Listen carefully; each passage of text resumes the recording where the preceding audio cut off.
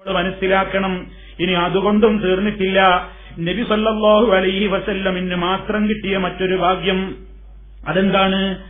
ലോകത്ത് വന്നുപോയിട്ടുള്ള അമ്പിയാക്കൾക്ക്, ആ അമ്പിയാക്കളിൽ പ്രധാനികളായ നേതാക്കന്മാർക്ക് ഇമാമായി കൊണ്ട് നമസ്കരിക്കാൻ അവസരം കിട്ടി. അഥവാ അമ്പിയാക്കൾക്ക് ഇമാമത്ത് നിന്നുകൊണ്ട് നിസ്കരിക്കാൻ അവസരം കിട്ടിയ ഏക നബി അത് നബി സല്ലല്ലാഹു അലൈഹി വസല്ലം മാത്രമാണ്. നമുക്കറിയാം, റസൂൽ സല്ലല്ലാഹു അലൈഹി വസല്ലം തന്നെ പറഞ്ഞതായി ഇമാം മുസ്ലിം അവിടുത്തെ സഹീഹിൽ രേഖപ്പെടുത്തുന്നുണ്ട്. ലഖദ് റഅയ്തുനി ഫിൽ ഹിജ്രി വഖുറൈശ് തസ്അലുനി അൻ മസ്റായ.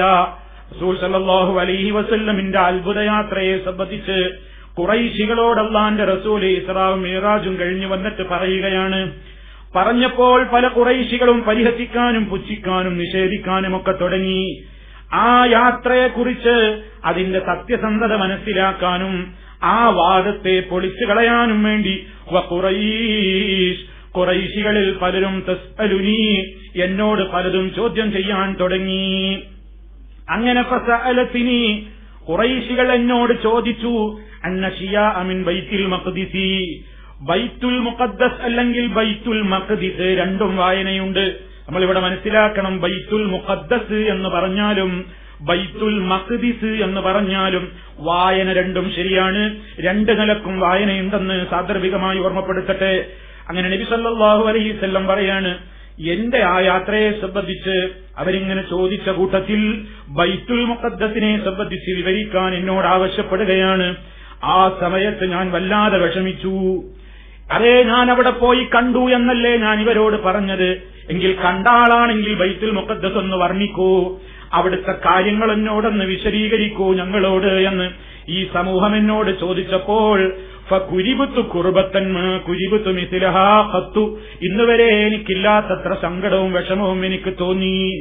അല്ലാഹുവിന്റെ റസൂൽ പറയുകയാണ്, ആ സന്ദർഭത്തിലാണ് അത്ഭുതം സംഭവിക്കുന്നു. ഫറഫഅഹുല്ലാഹു ലീ അൻദുറു ഇലൈഹി, അതാ എനിക്ക് മുമ്പിൽ അല്ലാഹ് യഥാ അത്ഭുതകരമായ നിലക്ക് ബൈത്തുൽ മുഖദ്ദസ് ഉയർത്തി കാണിക്കുന്നു. വിധങ്ങൾ അതിലേക്ക് ഇങ്ങനെ നോക്കുകയാണ്. അല്ലാഹുവിന്റെ റസൂൽ അതിങ്ങനെ നോക്കിയിട്ട് മാ യസ്അലൂനി അൻ ശൈഇൻ, എന്നോട് ഏതൊരു കാര്യത്തെ കുറിച്ച് ചോദിച്ചാലും ഇല്ലാ അൻബഅതുഹും ബിഹി, ഞാനതവർക്കങ്ങ് കണ്ടതുപോലെ പറഞ്ഞു കൊടുക്കുന്നു. അത് നബി സല്ലല്ലാഹു അലൈഹി വസല്ലമിന്റെ ജീവിതത്തിൽ ഉണ്ടായ ഒരു അമാനുഷികമായ അത്ഭുതകരമായ ഒരു കാര്യമാണ്. അതേപോലെ തന്നെ അവിടുന്ന് പറയുന്നു, അമ്പിയാക്കളുടെ ഒരു സമൂഹം അതാ എനിക്ക് മുമ്പിൽ അല്ലാഹ് ഒരുമിച്ച് കൂട്ടപ്പെട്ടു.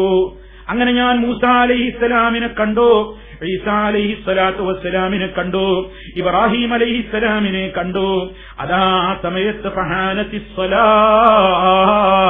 നിസ്കാരത്തിനുള്ള സമയമായപ്പോൾ ഫഅമ്മംതുഹും, ഞാൻ അവർക്ക് ഇമാമത്ത് നിന്നുകൊണ്ട് നിസ്കരിച്ചു. ഫലമ്മാ ഫറഗ്തു മിനസ്സലാ, നിസ്കാരത്തിൽ നിന്ന് വിരമിച്ചപ്പോൾ ഖാല ഖായിലുൻ, ഒരാൾ വന്നിട്ട് എന്നോട് പറയുന്നു, അതാ മാലിക്കുൻ സാഹിബുന്നാരി, നരകത്തിയുടെ ഉത്തരവാദിത്വം ഏൽപ്പിക്കപ്പെട്ട മാലിക് എന്ന മലക്കാണിത്. ഫസല്ലിം അലൈഹി, ഓ നബിയേ നിങ്ങൾ അദ്ദേഹത്തിന് സലാം ചൊല്ലൂ എന്നോട് കൽപ്പന ഉണ്ടായി. ഞാൻ ഫൽതഫത്തു ഇലൈഹി, ഞാൻ മാലിക്കിന്റെ നേരെ തിരിഞ്ഞ് സലാം ചൊല്ലാൻ ഒരുങ്ങുമ്പോഴേക്ക് ഫബദഅനീ ബിസ്സലാം, മാലിക് എന്റെ നേരെ ആദ്യം തന്നെ സലാം കൊണ്ട് ആരംഭിക്കുകയാണ് ഉണ്ടായത്. ഈ ഹദീസ് പ്രിയപ്പെട്ടവരെ ഇമാം മുസ്ലിം അവിടുത്തെ സഹീഹിൽ രേഖപ്പെടുത്തിയതാണ്. എന്തിനാണ് ഈ സംഭവം പറഞ്ഞത്? നബി സല്ലല്ലാഹു അലൈഹി വസല്ലമിന് കിട്ടിയ ഏറ്റവും വലിയ ഒരു ഫضലാണ്, ഏറ്റവും വലിയ ഒരു സ്ഥാനമായിരുന്നു.